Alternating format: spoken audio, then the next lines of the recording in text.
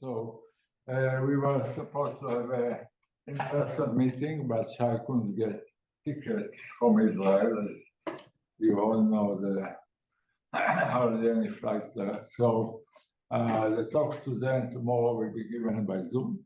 And yeah, Shay, the floor is yours. Thank you, Avi, and thank you, Avi and Zev, for the invitation. Yes, this trip was supposed to be one of the highlights for me this year. Ever since we left Princeton, me and my family, we spent 3 beautiful years there, and we miss every moment. And I hope that you will all enjoy this year or 2 years that you will spend at the IIS. It was really a magical time for us. Yeah, unfortunately, because of the situation in Israel, I was not able to come. Yeah, this is, I'm sure you all know, it's really terrible, and yeah, I have much to say about it, but maybe now it will be nicer to escape it for a bit and to discuss mathematics. So just one request: anyone who is on Zoom, I'll be grateful if you can open your cameras. This way, I'll see you. I'll see you, and I'll enjoy it more. And also, please ask questions. I really don't. I will really appreciate if you ask questions, interrupt me. I'll enjoy it more also. Okay, so let's begin. So what I will tell you about is about the Minimax theorem. I will not assume that any familiarity with this theorem. Everything will be explained. But let me give you some background about this work. So a couple of years ago, me and together with Roy Livni from Tel Aviv University and Steve Haneke from Purdue, we were trying to prove a statement in online learning. So my main research area is learning theory, and we were studying a problem in online learning. And we were able to prove it, and like many proofs in machine learning and more generally in computer science, it was based on the Minimax theorem. And consequently, our proof did not apply in the most general case, because the Minimax theorem has some assumptions. So we could not prove it in the most general case. And this is not uncommon in learning theory, and usually it is swept under the rug. Let me give you a few examples. So this is taken from the paper from the seminal paper by Warmuth, Hausler, Ehrenfeucht. I forget the fourth author, which introduced the VC dimension and the work of Vapnik and Chervonenkis to the West. So let's read together. So after Vapnik, we will adopt a naive attitude toward measurability, assuming that every set encountered in our proofs is measurable. Okay, so here we see an example where they didn't want to deal with the measure theoretic assumptions, so they just consider the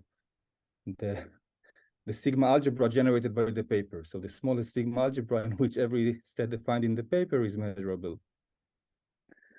Here is another example. This is from my paper, a paper of mine. So some of our arguments exploit the Minimax argument for zero-sum games. Therefore, we will assume a setting in which this theorem is valid. Alternatively, one could state explicit assumptions such as finiteness or forms of compactness under which it is known that the Minimax theorem holds. So this is done very often. So we use we need to use some classical result, and it has some assumptions. So we just assume them in order to. And sometimes indeed it makes sense to lose generality in order to simplify the presentation and focus on the key and on the novel ideas. However, the result we'll discuss today was discovered while attempting to generalize the result beyond what was needed, so to prove the abstract nonsense, to generalize the result to the esoteric abstract nonsense cases.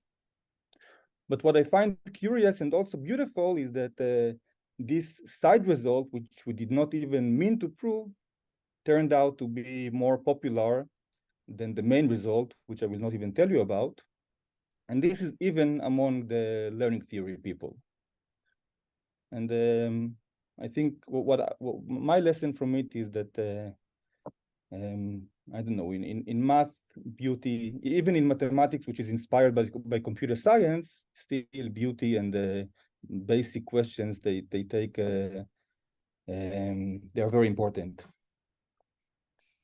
Okay, so let's start discussing the result itself.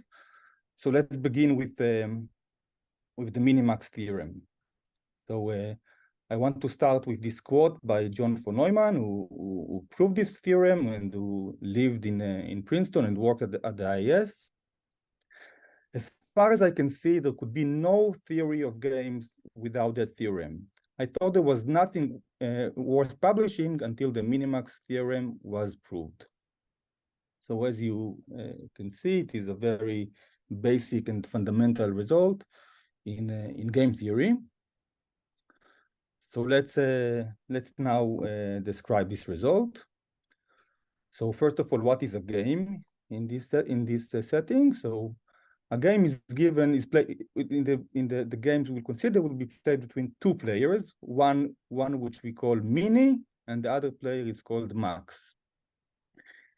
Each of the players has a set of strategies. S is the set of Mini's strategies, and Max is the set of pure strategies, and the T is the set of Max strategy.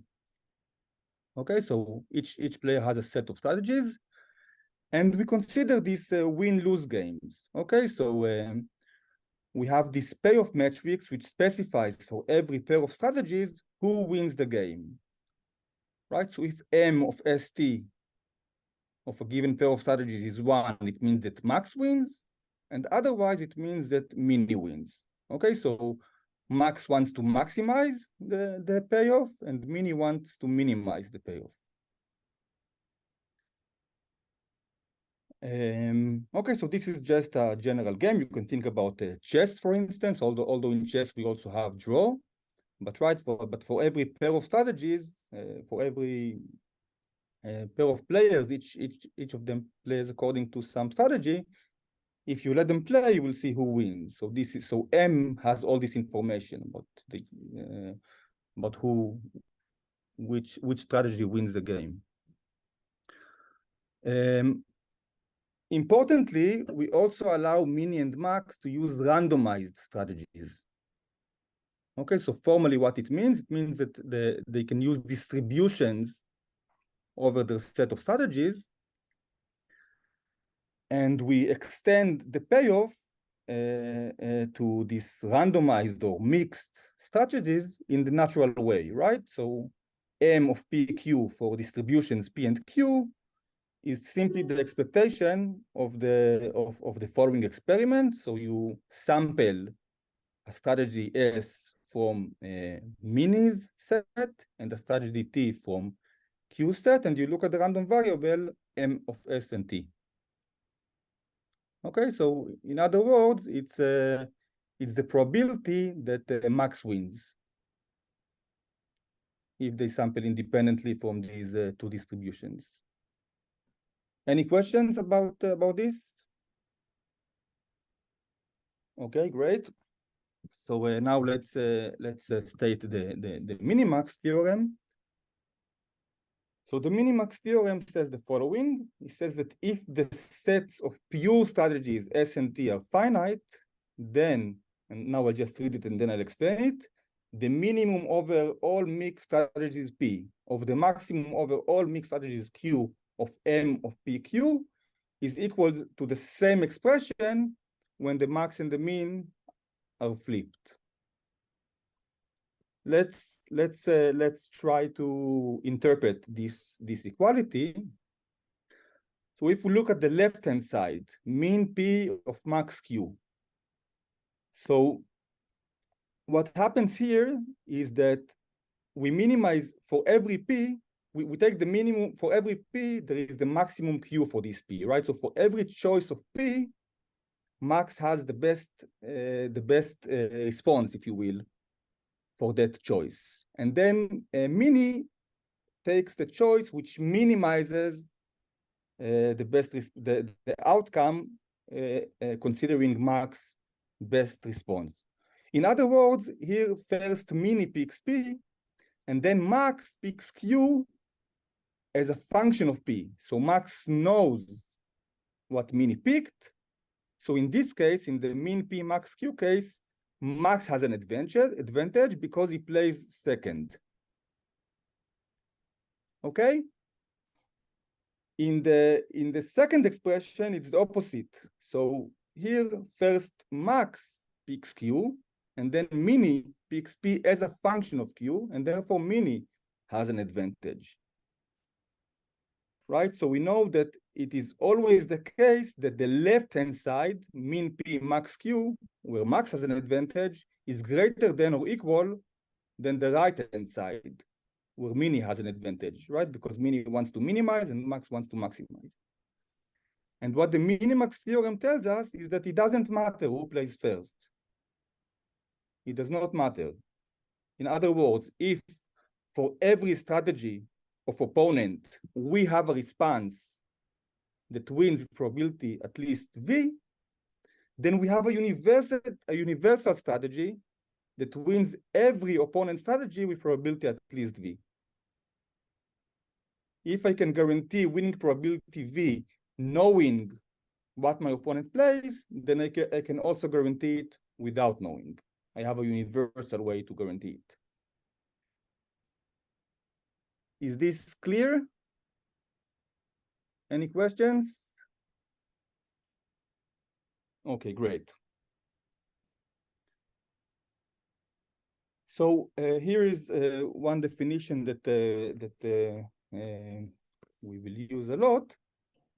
So in any game which satisfies the Minimax theorem, so for example, in a finite game, we let the value of the game to be this the value of these expressions, of these equal expressions. Okay, this will be the value of the game. Okay, great.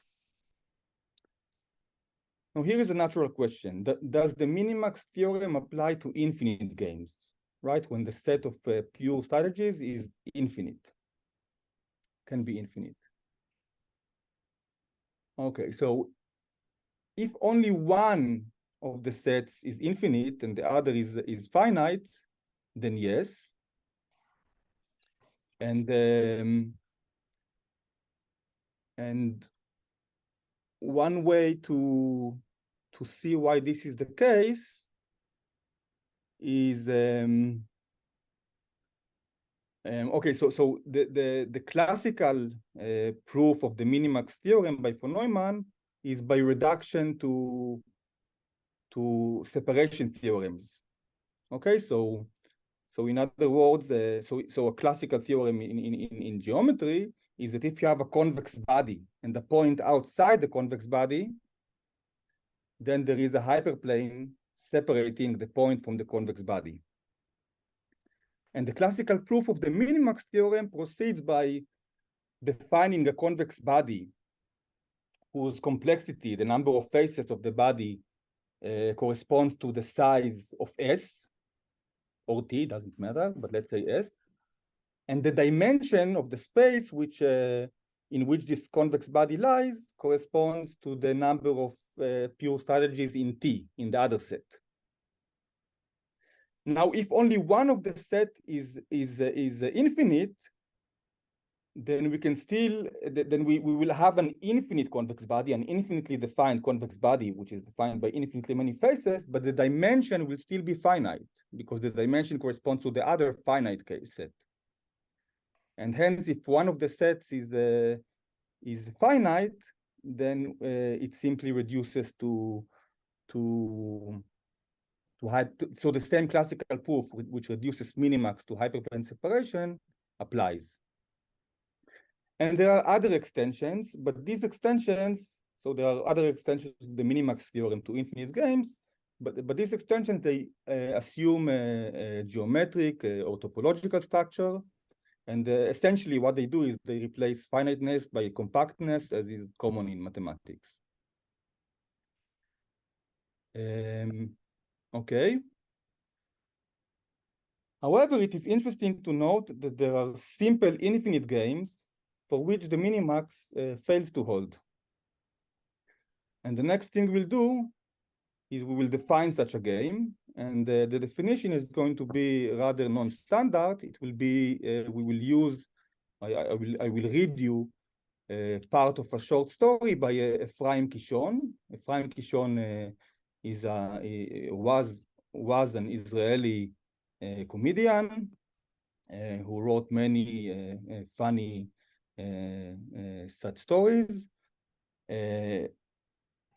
The abstract of my talk contains two links, one which contains one which leads to short stories in English and the other one in Hebrew, and I recommend all of you to read it. If you speak Hebrew, then maybe the Hebrew one is better, but otherwise the English one is also good.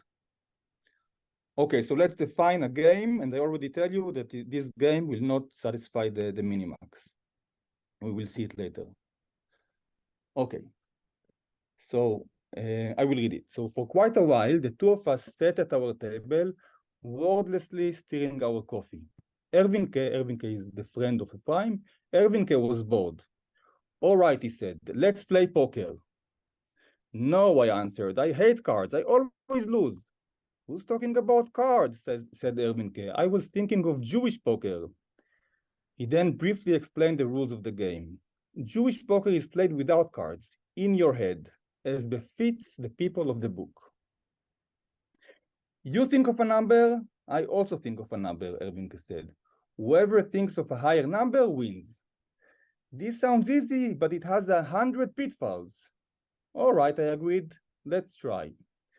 We plunked down 5 piasters each, and leaning back in our chairs, began to think of numbers. After a while, Erwinke signaled that he had one. I said I was ready. All right, that's Erwinke. Let's hear your number. 11, I said. 12, Erwinke said, and took the money. I could have kicked myself because originally I had thought of 14, and only at the last moment had I climbed down to 11. I really don't know why. Listen, I turned to Erwinke. What would have happened had I said 14? What a question. I'd have lost. Now that is just the charm of poker. You never know how things will turn out. But if your nerves cannot stand a little gambling, perhaps we had better call it off. Without saying another word, I put down 10 piasters on the table. Erwinke did likewise. I pondered my number carefully and opened with 18. Damn, Erwinke said, I have only 17. I swept the money into my pocket and quietly guffawed.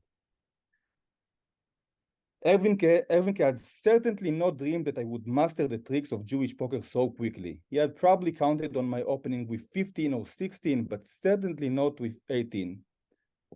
Erwinke proposed to double the stakes. As you like, I sneered and could hardly keep my jubilant laughter. In the meantime, a fantastic number had occurred to me, 35. Lead, said Erwinke, 35, 43. With that, he pocketed the 40 piasters, and I could feel the blood rushing into my brain. And they continue like this, and I really recommend reading this short story as well as others. But anyone sees, okay, so let's define this game, and then we'll see that it does not satisfy the minimax. So how is this game defined in our language? So the sets of pure strategies are the same for both players, both for mini and for max. And this is just the set of natural numbers. Okay?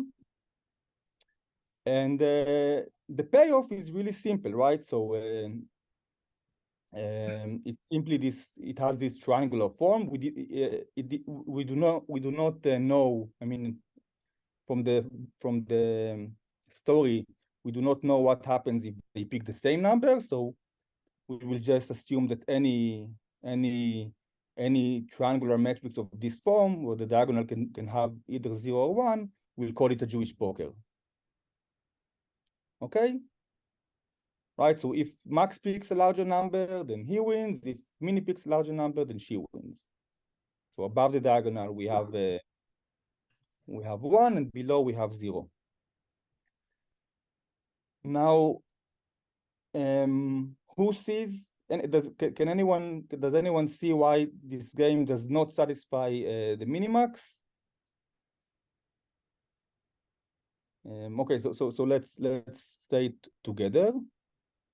So let's check what happens when we let Mini plays first, and then check what happens when we let Max plays first. So if Mini, so let's assume that Mini plays first. So she picks a possibly randomized strategy first, and then Max can react. Now, what is a randomized strategy for Mini? It is simply a distribution over the natural numbers, right? Now, once Max knows this distribution, he can pick a number far away in the tail of this distribution, right? So we can pick a number n such that after n, the probability mass is at most epsilon, for any epsilon, right? So for any epsilon, you can pick an n which is far away in the tail. And by picking such an n, he guarantees that he wins with probability at least 1 minus epsilon. Right, so if Mini plays first, if she declares her mixed strategy first, then Max can can guarantee winning with probability as close to 1 as he wants. But this is completely symmetric. It's a symmetric game, right? So if Max plays first, then Mini can do the same thing. So we see that the mean or inf sup value of this game is 1, whether the sup inf value of this game is 0. Does this make sense? Yeah. Okay, great. Okay, so now I can present our theorem. So we prove that in some sense, this is the only obstacle. Jewish poker is the only obstacle for Minimax. More formally, let n be any game, infinite, even uncountable, whatever you want, any game. Then, if the payoff matrix does not contain arbitrarily large triangular submatrices, then the minimax holds. And by contains a submatrix, I mean up to a permutation of rows and columns. All right, so in other words, if there are no large subgames of Jewish poker in the game M, then M satisfies the minimax. And let's also say it positively. So an equivalent way to state this theorem is that if the game does not satisfy minimax, if the minimax theorem fails to hold, then you can find witnesses to this failure in the form of arbitrarily large subgames of Jewish poker. Is this clear? Okay. Very recently, Ron Holtzman, who is a close colleague of mine at the Technion, generalized this result, and he's still writing it, so you cannot find it on arXiv yet, but it is correct. So what he proved is that if the payoff matrix does not contain an infinite, so even if it contains arbitrarily large finite triangular submatrices, but it does not contain an infinite one, then the minimax hold. Or again, putting it in the contrapositive, if the minimax does not hold, then there is a Jewish poker as a subgame. not just arbitrarily large subgames of Jewish poker, but Jewish poker itself is a subgame.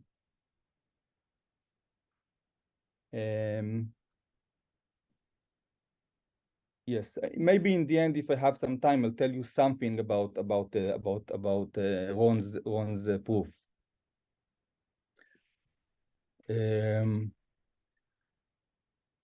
Now, before I'll show you, we'll discuss the proof. Let me suggest a vague meta direction for future research. So, is there a finite manifestation of this theorem?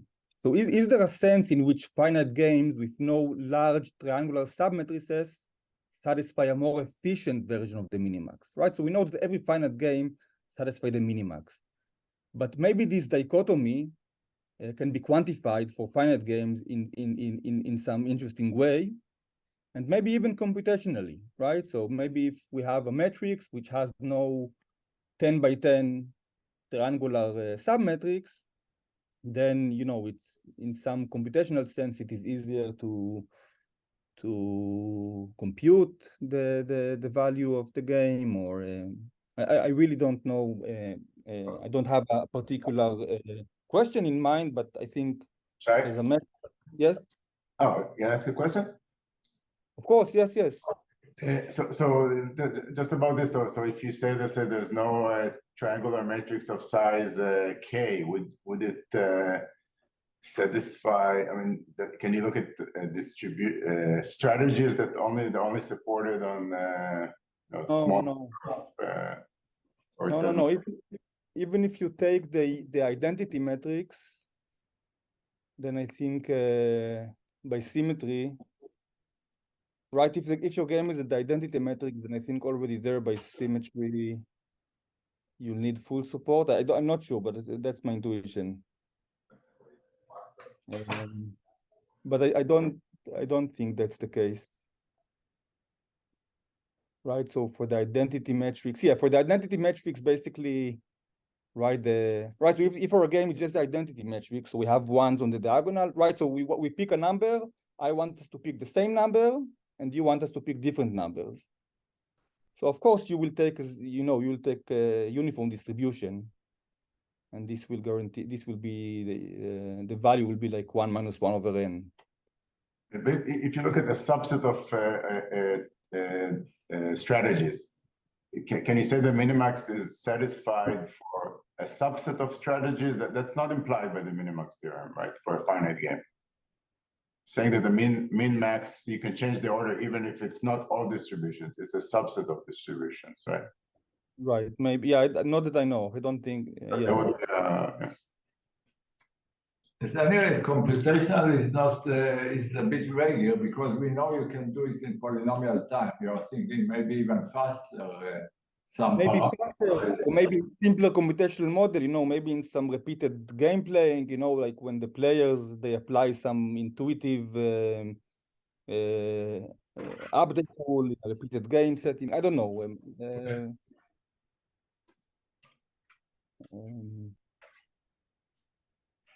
But right, I agree that just if you look at from far away, whether it's in P or in NP, then meaning like computing the value is already polynomial time. Maybe just verify. Everybody knows, I guess, that linear programming can compute the values. Yeah. Right. So as I said also before, the minimax is or the classical proof of the minimax uses half space separation, hyperplane separation, which is, and in fact it's equivalent. You can also prove hyperplane separation using minimax, and both are equivalent to linear programming. So minimax, hyperplane separation, and linear programs are essentially equivalent both in a computational sense and also in the sense that there are simple proofs reducing one to the other.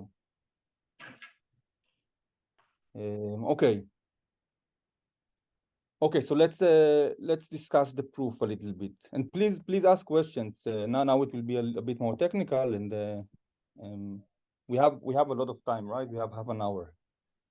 Yeah. Proof is short. Okay. So I remind you the theorem is that, so we assume that we are given a game that does not contain arbitrarily large triangular submatrices, and we want to prove that the theorem, that the minimax holds. So here is our strategy, and the strategy is a bit confusing, so bear with me. So we're going to assume towards contradiction that there is a game that that contradicts our theorem. So what does it mean? On the one hand, M does not satisfy the minimax, but also the largest triangular submatrix of M has a bounded size, say at most 100. Okay? Then we will reach a contradiction to item 2 by showing that not only that M contains a 100 by 100 triangular submatrix, in fact, it contains an infinite triangular submatrix. Okay? So we will prove more than we need, but okay. So let's continue. So in more detail, we will achieve this reasoning by 2 lemmas. So the first lemma says that in our game we can find sequences of sets of strategies. So we have S1, S2. These are subsets of minis strategies, and we have T1, T2, and so on. These are subsets of max strategies. All of these sets have size at most D for some finite universal D. So all of them have size at most D for D equals 1000. 1000 is just a function of the 100 we assumed before. And the second and more important property is that if you look at the finite game in which you let the set of strategies Si compete against the set of strategies Tj, then it has this triangular form. So if I is less than j, then the value of this game is less than r. Otherwise, if I is greater than j, then it is larger than r. And r again is some fixed real number between 0 and 1. Okay. In this construction, you will keep using the bound on the triangular submatrix side in M. Yeah, so this bound is going to give us D. D will be a function of this bound. Okay? Okay, and this proof will rely on uniform law of large numbers. I will explain a little bit more what it is when we get there. The second lemma, so we already assumed that we have these sequences of finite sets of strategies, like in lemma 1. Then there is a way, there is a choice function such that for every capital Si, we pick a strategy lowercase si, and the same thing for Tj, as well as a subsequence of the indices, such that this matrix, right, when you just take these chosen strategies, there are infinitely many of them, then we get a Jewish poker, right? So we can, once we have these 2 sequences of sets, there is a way to pick infinitely many strategies from one sequence and infinitely many strategies from the second sequence, such that together we get Jewish poker. So I guess if D was 1, then it would be clear. Yes. If D was 1, exactly. If D was 1, then it would be immediate, right? Because we know that the value must be 0 or 1, because these are pure strategies. So more than R has to be 1, and less than R has to be 0. And this part will prove using Ramsey theorem. And one thing I noticed when I prepared when I wrote the paper, is that it was proven in the same year like Minimax. So Ramsey and for Neumann proved these results in the same year. And I guess for Neumann did it at the IIS. I'm not sure. I think so. Still exists. Okay. Okay, so let's prove. So now we're going to prove the first lemma, right? So we're going to exhibit these sets of strategies. And the proof is going to be by induction. So notice that recall that we assume that our game is a counterexample to the theorem, right? So it does not satisfy the minimax. What does this mean? It means that if we let mini plays first, then max has an example. So we can achieve a value beta, which is larger, strictly larger than alpha, which is the value that mini can promise if max plays first.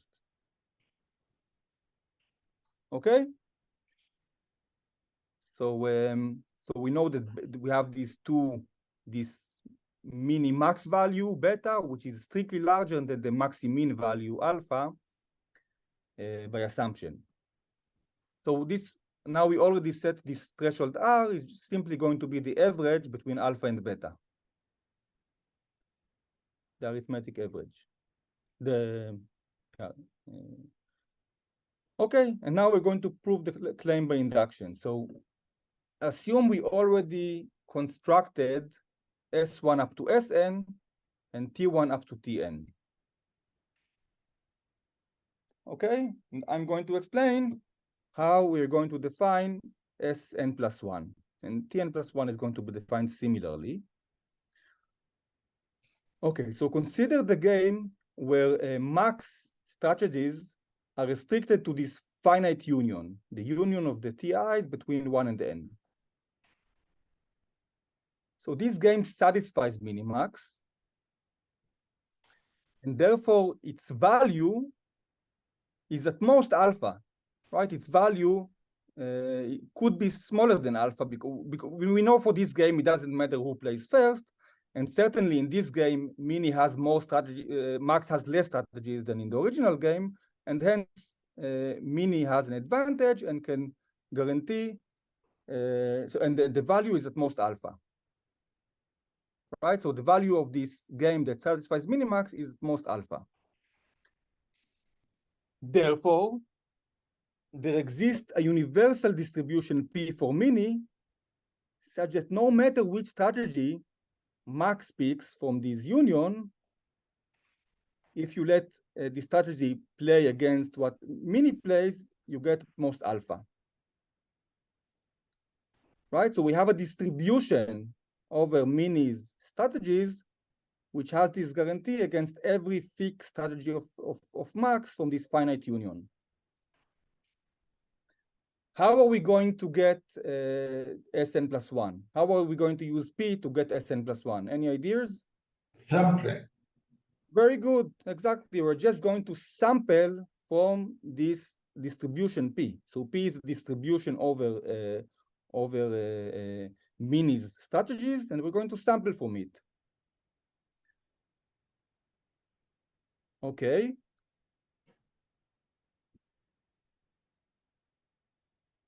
Yes, so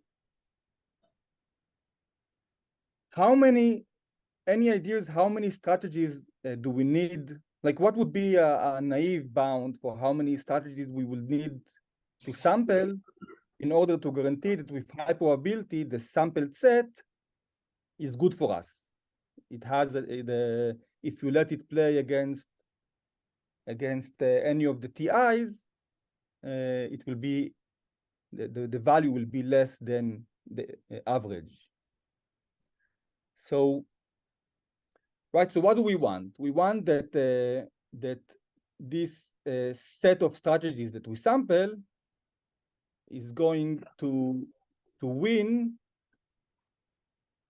every previous set chosen by max with probability strictly less than R. Probability, will lose probability strictly less than R. So if we will just appeal to a naive union bound, and we will sample log n or log k, where k is the size of the union of the TIs, log k over what's written here, beta minus alpha squared. Then by a union bound, we will know that the finite set that we sampled is going to guarantee what we want.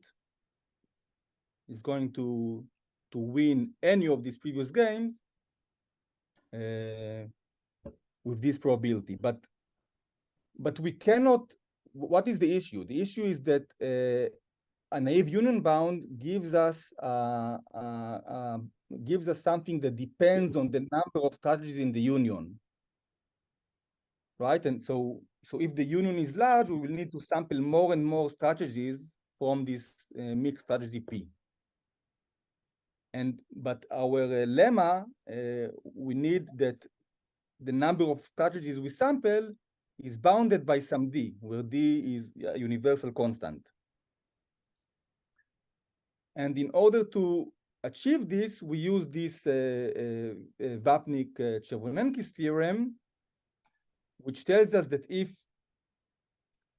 the VC dimension of this game is bounded, then we can replace log number of strategies by the VC dimension of the set of strategies. And the reason the VC dimension is going to be bounded is because we assume that there are no large triangular submatrices. So the VC dimension, tomorrow I will define the VC dimension more in more detail, but in particular, what is important here is that if there is no 100 by 100 triangular submatrix, then in particular the VC dimension is at most 100, and hence the numerator here, VC of M, is at most 100. So yeah, so I'm not sure how clear this part is, but the takeaway message is that, so until here, I think it's pretty, I mean, once you think about it a little bit, it's pretty natural. So you have the Minimax gives you this distribution, and then by sampling from this distribution, you can get a finite set, but not of a bounded size, which gives you, which satisfies lemma 1, except the part of D.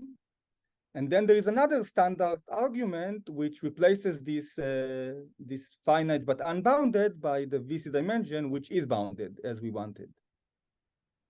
Okay, so I know maybe it's a bit hard to follow in a short lecture like this, but this is really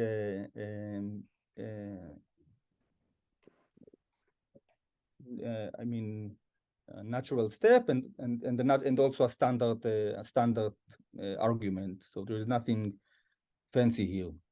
Yeah, but maybe just to stress that this is a fundamental result about sampling. That often you can get much smaller sample sizes if you have some structure on the sets you are sampling.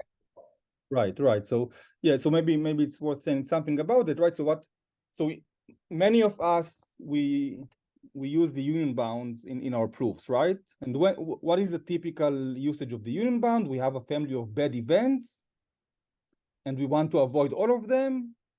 And then, we need to take something like log number of bad events over the accuracy parameter squared, then this is enough for us to get what we need. Now, what VC theorem gives you is if the family of bad events as a set system has a simple combinatorial structure, then you can replace the log number of events by the VC dimension. And this happens even if the number of events is infinite. Right, exactly. So this is essentially what happens here. If we would just do it naively, we would get that D increases with time. But because we have this assumption on the triangular submatrix, we can replace the log number of strategies by the size of by this size. Okay, so this so yeah, and the same argument let us construct Tn plus 1, the other set for the other player. You also need to prove that Sn plus 1 is different than all the previous Si. It's not important. It has to be, I think, by definition. But I mean, the second item in the lemma implies this. So, But if otherwise, you take all the Si to be the same and all the Ti's to be the same. no, but this is impossible because every Sn has to beat in the sense that the payoff is larger than R or smaller than R, all the previous guys. So if they would all be the same. There's only one set S1 and one set T1 repeated many times. Okay, but then, so in some cases you will need the value of the game between S1 and T1 to be less than another. Very good. Yeah, got it. Yeah, very good. Okay. Okay, shall we proceed? Are you ready? Good. Yeah. So now we're going to prove the next lemma. So we assume that we constructed these sequences of sets S1, S2, and so on, T1, T2, and so on. Now we will show a way to choose few strategies from each of these sets and the subsequence such that the obtained matrix is infinite, is a Jewish poker. Okay? And here we are going to use Ramsey theorem. Is there anyone that does? Let me say a few words about Ramsey theorem, at least state it, because I did not do it in here. So we will use the infinite version of Ramsey theorem. So what does it say? It says that if you take the natural numbers, or any infinite set, and you look at the complete graph over the natural numbers. Okay, so every edge ij is present in this graph. And then you color the edges of this graph with finitely many colors. Yeah, with 1,000 colors. So we color the edges, not the vertices. Each edge is given one of 100 colors. Then what Ramsey theorem tells us is that there will be an infinite subset of the natural numbers, which is monochromatic in the sense that all edges in this set, induced by this set, have the same color. Okay? So we're going to use this result. So we're going to color the edges of the complete graph over the natural numbers as follows. So the color of a given edge I and j is two Boolean matrices, right? It's two Boolean matrices. It's a pair of two Boolean matrices.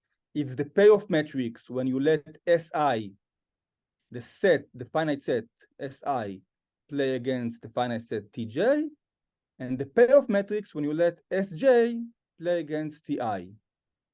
Right? So these are two D by D Boolean matrices. So the number of colors is, so we have two options for each entry. We have twice D squared entries, so it's 4 to the D squared colors. It's a finite number of colors. Okay?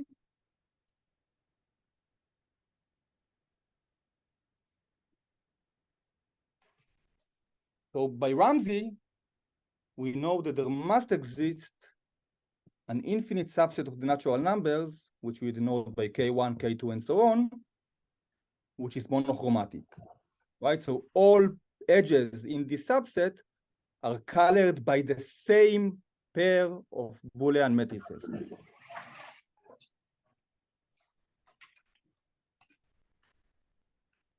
Okay. So let us call this pair of Boolean matrices that color all these edges by M prime and M prime prime. we know that the value of M prime is less than R. And the value of M prime prime is more than R. And hence there must be a pair of indices, A and B, such that M prime of AB is 0, whereas M prime prime of A and B is 1, right? If you have one Boolean matrix that has a smaller value as a game than another Boolean matrix, then it cannot dominate it. There must be a place where the other matrix, the one that has a larger value, has 1, and this matrix has a 0.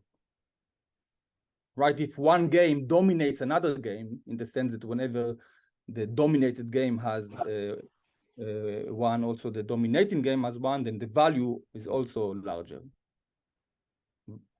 And that's it. So we set lowercase si to be the 8th strategy in AKI, and we set tj to be the bth strategy in BKJ.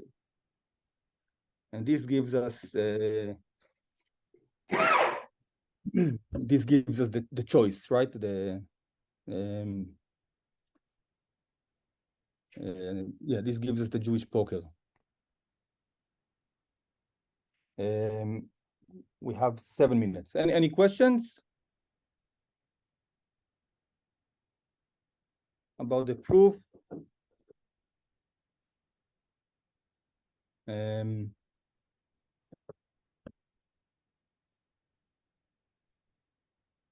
So the proof is really,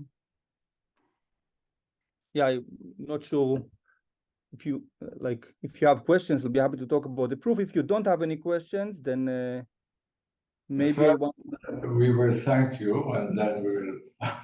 Okay, sure. Okay, thanks.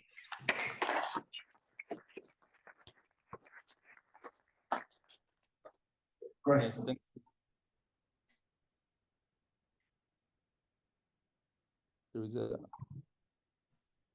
Okay, great. I have a question. So you said that machine learning people were happy about this. Why? Just because it's nice, or there was? I think so. Yeah, I think it's just like it sounds like a basic result that somehow nobody asked this question before, I guess. And this, it's a classical theorem, and I think in the end we are all mathematicians. Oh, okay. So there was nothing particular to that. No. You want to say something about the appearance of triangular submatrices in other parts of logic without going into too much technical detail, or not? Actually, I want to say something about Ron's Holtzman proof. Okay, yeah. But I will not, so I will just tell you about, I think, a nice definition, which is sort of the key for the first part of his proof. And this is, again, I think this is a beautiful question in a beautiful definition in analysis. So, so we all know what our, okay, maybe I can, okay. So we all know what our series, in analysis, right? So we have a sequence of let's say, non-negative reals, and the series defined by the sequence converges if the limit of the prefix sums converges, right? So let us consider a family of subsets of the natural numbers, of finite subset of the natural numbers.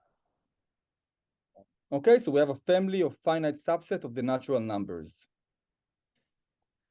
So we will say that this family of finite subset of natural numbers is foolable.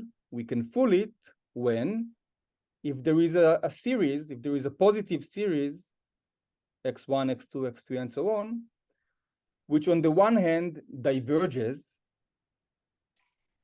However, if you look at the partial sums of this series restricted to this family of sets, then it looks as if it is bounded.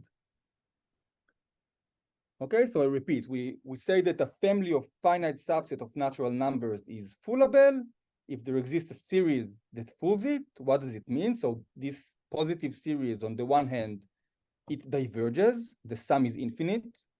But if you just inspect the partial sums using this sets in the family, then it looks to you as if it is bounded, as if it converges. Uniformly bounded. Yes, uniformly bounded, of course. Yes, uniformly bounded. So let's take an example. Let's take the family of singletons. Family of singletons. Okay. I claim that this family is foolable, can be fooled. Can anyone give me a series that fools this family of singletons? Yeah, right? So we can 1 over n. Yeah, exactly. Thank you, Avi. So we take the series 1 over n. So we take the series 1, 1/2, 1/3, 1/4, 1/5, 1/6, and so on. If we just inspect the sums using singletons, then it is always bounded by 1, right? Every number of the form 1 over n for an integer n is at most 1. However, we know that the harmonic series is diverging, right? So this is an example of a foolable family of sets, and the first part in Ron's proof does not characterize the family of sets which are not foolable, right? So a natural question is, can you give a simple combinatorial description of which families of subsets cannot be fooled by any series, right? So whenever you have a diverging series, it will also diverge on the family. So the first part of Ron's proof tells you that if you have a series which cannot, a family of sets that cannot be fooled, then it also contains this Jewish poker in some sense, right? So it will contain an infinite chain, essentially. But it is still open to understand these families better, like combinatorially, which families of sets, of finite sets of natural numbers cannot be fooled by any series. Yes, so that's it. I just wanted to share this nice definition, I think, which is also relevant to the generalization by Ron. So more questions. Shay? Okay, Shay. So we'll see you tomorrow. Yes, thank Thanks. you.